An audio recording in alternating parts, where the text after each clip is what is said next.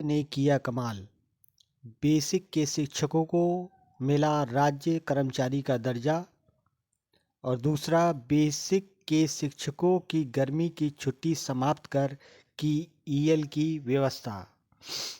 सभी शिक्षक साथियों, हमारे बंधुओं को हमारे यूट्यूब चैनल टीचर टॉपिक 57 में इस नए विषय के साथ में बहुत बहुत स्वागत है।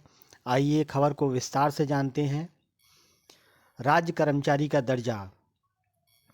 देखिए इस विज्ञापन को, इस विज्ञप्ति को, इस अधिसूचना को, जिसमें बिहार सरकार ने अपनी छुट्टियों की लिस्ट घोषित की है, जिसमें शिक्षकों के लिए 60 छुट्टियों की व्यवस्था की है। इसमें देखिए प्रारंभिक, माध्यमिक शिक्षा की तालिका, अवकाश तालिका घोषित की है। इसी में ही इन्होंने इसमें राज्य कर्मचारी का जिक्र किया है कि इनको राज्य कर्मचारी का दर्जा दे दिया गया है। इसी के साथ हम इन छुट्टियों को आगे देखते हैं। कुल ये जो हमारे अवकाशों की संख्या है, इसमें जो ग्रीष्मकालीन अवकाश है वो हमारे 30 हैं। यहाँ हम देखेंगे ग्रीष्मकालीन अवकाश जो हमारे दे रखे हैं, ये इस तरीके से 30 अवकाश दे रखे हैं। इसी अवकाश तालिका में बिहार सरकार ने जो बेसिक के टीचर हैं उनको राज्य कर्मचारी का दर्जा दे दिया है। राज्य कर्मचारी का दर्जा देने मात्र से ही उनको वो सब सुविधाएं प्राप्त होंगी जो एक राज्य कर्मचारी को प्राप्त होती हैं, जो अब तक बेसिक के शिक्षकों को नहीं प्राप्त होती थी। अर्थात केवल डीए के अलावा किसी प्रकार का अलाउंस उनको नहीं मिलता था, एचआरए मिलता था। अब वो सभी सुविधाएं जो राज्य कर्मचारी को मिलती हैं वे शिक्षक को मिलेंगी।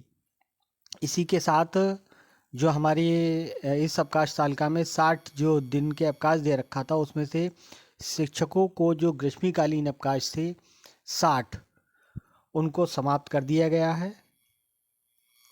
इनको समाप्त कर दिया गया है। इसमें ईएल की व्यवस्था की है। इसमें देखते हैं बिहार हॉलीडे लिस्ट।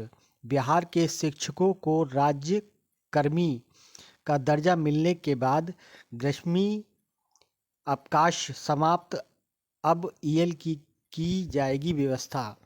मतलब उनको जो 30 अवकाश बिहार सरकार हर वर्ष जो मिलते थे, 30 अवकाश इनको ख़त्म कर दिया गया है और इनके बदले अब ईएल की व्यवस्था कर दी गई है और इनको 30 ईएल एक वर्ष में 14 सीएल के साथ मिलेंगी। इसके साथ हम आगे देखते हैं कि बिहार ही एकमात्र ऐसा राज्य है जिसने बेसिक के शिक्षकों को उपहार स्वरूप 3 बहुत महत्वपूर्ण कार्य किए हैं, जिसमें एक पुरानी पेंशन योजना का लागू होना है, दूसरा राज्य कर्मचारी का दर्जा प्राप्त करना है और तीसरा ईएल की व्यवस्था है। इस प्रकार हम इसमें देखते हैं कि अगर ऐसी सुविधाएं शिक्षकों को बिहार सरकार दे रही है तो क्यों ना यूपी के शिक्षकों को बिहार सरकार में समायोजित कर दिया जाए, या फिर एकमात्र विचार की कल्पना ही की जाए कि यदि उत्तर प्रदेश में ये सब आपको मिल जाए तो आपके चेहरे पर कैसी मुस्कान आएगी। बस अब आप मुस्कुराना बंद करें। मिलते हैं नई खबर के साथ।